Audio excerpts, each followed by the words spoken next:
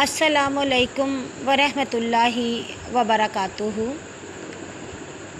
مجموعہ وظائف میں ایک حدیث ہے جس کا حوالہ حضرت علی رضی اللہ تعالیٰ عنہ نے پیش کیا۔ وہ بتاتے ہیں کہ ایک مرتبہ نبی صلی اللہ علیہ وسلم صحابہ کرام کے ساتھ محفل میں تشریف فرما تھے۔ ایک اعرابی بار بار سوال کرنے لگا۔ نبی صلی اللہ علیہ وسلم نے اسے کہا کہ اچھا چل مانگ جو مانگنا ہے۔ تو صحابہ کرام اور حضرت علی علیہ السلام کہتے ہیں کہ ہم بہت خوش ہو گئے اور ہم نے سوچا دل میں کہ یہ جنت الفردوس مانگے گا، مگر اس نے کہا یا رسول اللہ صلی اللہ علیہ وسلم، میں نے سفر پہ جانا ہے، مجھے ایک اونٹ عطا کر دیں۔ نبی صلی اللہ علیہ وسلم مسکرائے اور فرمایا کہ ٹھیک ہے، تمہیں اونٹ دے دیا۔ پھر نبی صلی اللہ علیہ وسلم نے فرمایا اے اعرابی اور بھی کچھ مانگ۔ تو اس نے کہا یا رسول اللہ صلی اللہ علیہ وسلم، مجھے اونٹ پر رکھنے والا کجاوا عطا کر دیں۔ میرے آقا صلی اللہ علیہ وسلم مسکرا دیے۔ ہم سب صحابی دل میں سوچنے لگے یہ کیسا بندہ ہے، یہ کیسا بیوقوف انسان ہے کہ اس کو اتنی بڑی نعمت مل رہی ہے، غنیمت ہے کہ نبی صلی اللہ علیہ وسلم مائل بعطا ہیں تو کچھ مانگ لے، لیکن اس نے پھر یہی مانگا۔ نبی صلی اللہ علیہ وسلم پھر مسکرائے اور آخری موقع اسے پھر دیا اور کہا اب کچھ اور بھی مانگ لے۔ تو اس اعرابی نے پھر کہا یا رسول اللہ صلی اللہ علیہ وسلم، مجھے سامان سفر کے لیے کچھ پیسے بھی عطا کر دیں۔ ہم صحابہ کرام پریشان ہو گئے کہ یہ اعرابی کیا کر رہا ہے۔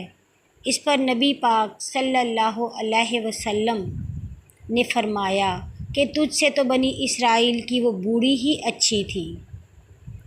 اس پر ہم سب نے کہا یا رسول اللہ صلی اللہ علیہ وسلم، وہ کون سی بوڑھی؟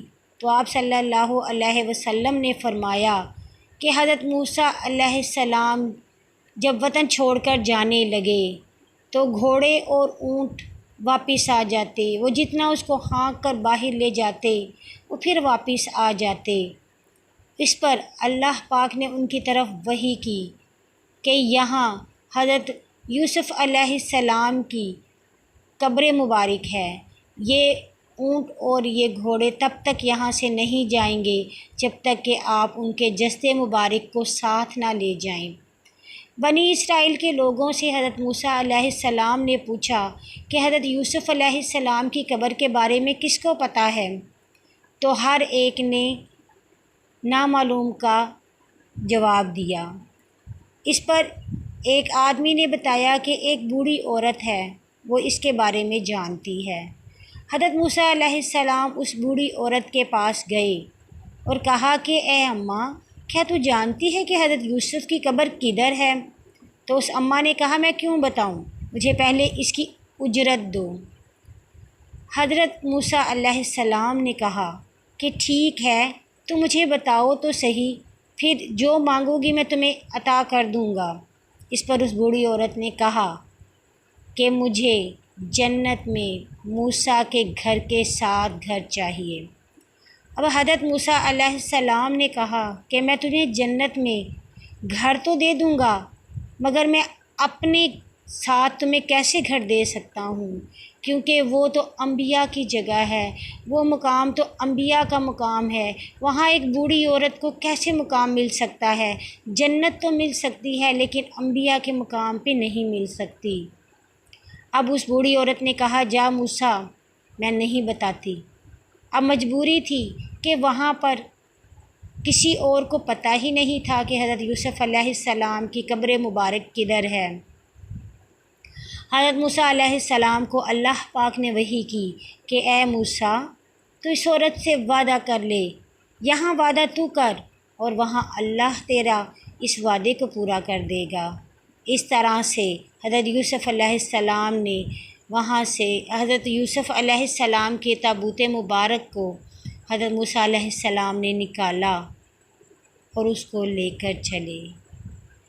سبحان اللہ، یہ مقام ہے کہ جب اللہ پاک کے انبیاء کرام کسی کو کچھ دینے پر آئیں تو اللہ ان کے لیے تمام چیزوں کی اجازت عطا فرما دیتے ہیں کہ وہ جو وعدے کرتے ہیں وہ پورے ہو جاتے ہیں۔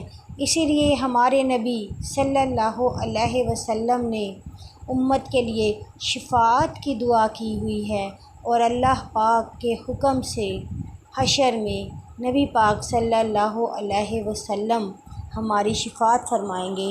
اللہ پاک ہمیں ان امتیوں میں شامل کر لے جن کی شفاعت ہمارے نبی صلی اللہ علیہ وسلم فرمائیں گے۔ ہمیں دین کی سلامتی عطا کریں، ہمیں دین پر استقامت عطا کریں، ہمیں مسلمانوں والی موت دیں اور مسلمانوں کے ساتھ ہی بلند مقام پر جگہ ملے۔ آمین۔